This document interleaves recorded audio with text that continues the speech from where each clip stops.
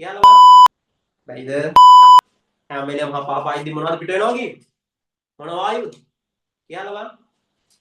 ඈ? ඉරිත හදාගෙන මොනවද පිට වෙනවා කියන්නේ? පමාරන්න සතුන්ගේ. හරිතාකාර වායුවක් පිට වෙනවා කියන්නේ. එක එකයි අහන්න.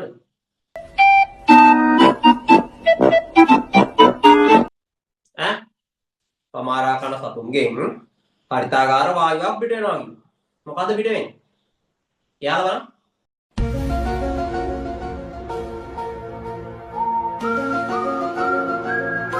බැයිද?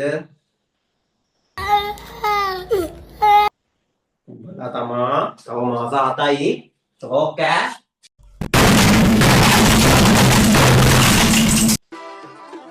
මීටෙන්